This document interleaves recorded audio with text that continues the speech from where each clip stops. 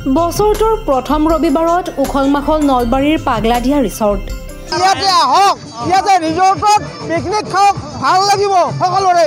আটাই মনোমোহা দৃশ্য, সুন্দৰ এটা পৰিৱেশ আৰু ইয়াত মাজে মাজে হাতীও ওলাই আহে। আমি হাতীও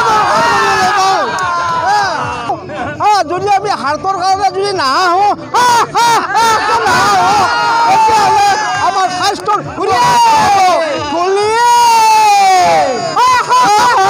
কোনোবাই নাচিছে, কোনোবাই ৰং ধেমালি কৰিছে।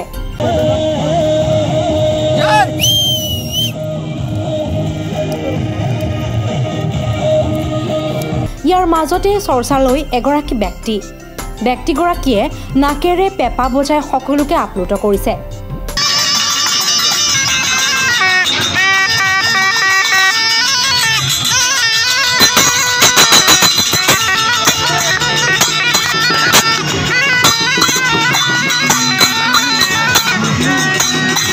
হয়, 2024 ইংৰাজী নৱবৰ্ষৰ প্ৰথমটো ৰবিবাৰত সম্পূৰ্ণ উখল-মাখল পৰিৱেশে বিৰাজ কৰিলে নলবাৰীৰ পাগলাদিয়া ৰিসৰ্টত।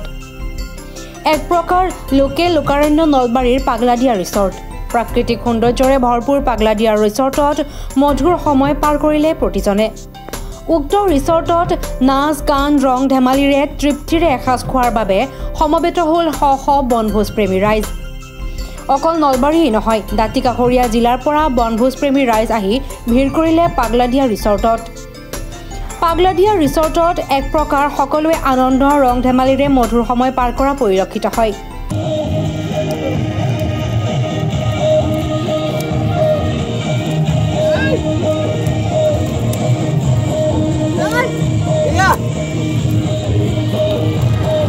ইপিনে বনভোজস্থলীত নাকেৰে পেপা বজাই এগৰাকী ব্যক্তিয়ে দিলে সকলোকে আমোদ।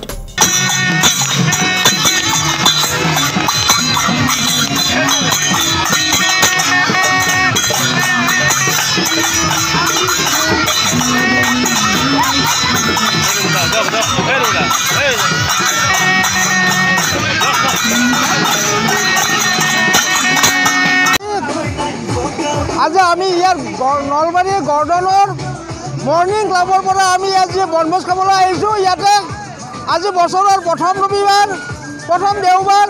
আজি আটাই ইয়াতে ফূৰ্তি কৰিছোঁ, ভাল লাগিছে। বহুত দূৰত গৈ পিকনিক হয়, গাড়ী এক্সিডেণ্ট হ'ব আমাৰ দৰকাৰ নাই।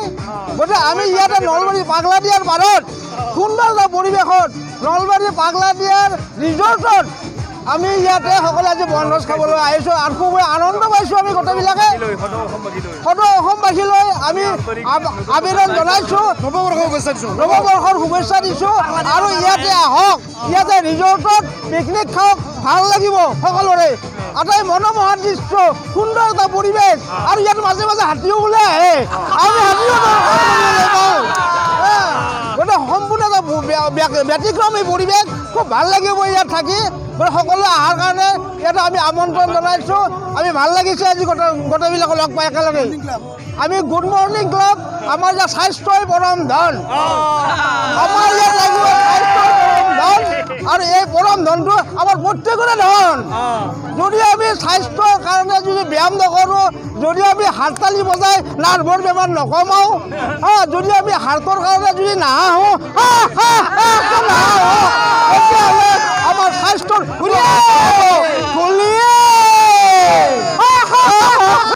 ভৱেশ কুমাৰ দাসৰ ৰিপৰ্ট DA 365।